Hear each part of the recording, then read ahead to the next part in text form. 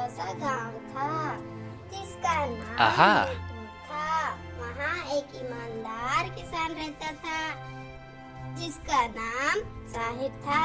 साहिर अपनी बेगम नेहा, एक प्यारा बेटा अली और नन्ही सी बेटी फातिमा के साथ खुशहाल जिंदगी गुजार रहा था। उनका घर छोटा था लेकिन उनके दिल बहुत बड़े थे।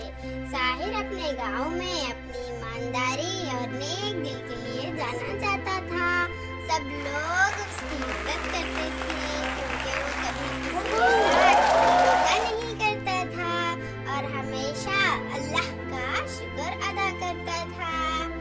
एक दिन अली ने अपने वालिद से पूछा, अब्बू, ईमानदारी का मतलब क्या होता है? साहिर ने कहा। साहिर अपने बेटे को प्यार से समझाता है, बेटा, ईमानदारी का मतलब है हर हालत में सच बोलना और अल्लाह के रास्ते पर चलना। अगर हम अल्लाह की अमानत को सही से समझे और अपने कामों में ईमानदारी रखे तो अल्लाह हमेशा हमारा साथ रहेगा। एक रात साहिर अपने खेत से वापस आ रहा था। तभी रास्ते में उसको एक छोटा सा थैला मिला।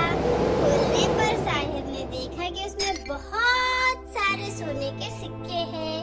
पहले तो साहिर हैरान हो गया, लेकिन फिर उसने सोचा, ये अल्लाह का इम्तिहान है, ये अमानत किसी और की है और मुझे इसे वापस करना चाहिए।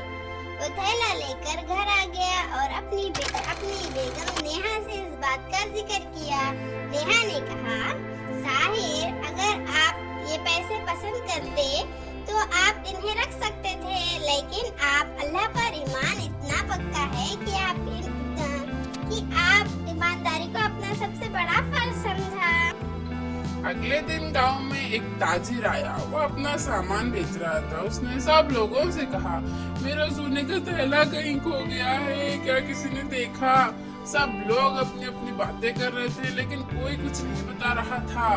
साहिर ने आगे बढ़कर कहा, भाई, आपका थैला मेरे पास है, मुझे रास्ते में मिला था और मैं इंतजार कर रहा था कि इसका हकदार कौन है। ताजिर साहिर की ईमानदारी देखकर हैरान रह गया। उसने कहा, साहिर भाई, आप बहुत नेक इंसान हैं। अल्लाह ने आपको ये इम्तिहान दिया था और आप ईमानदारी के साथ इसे पूरा किया। ये आपके लिए एक इनाम है।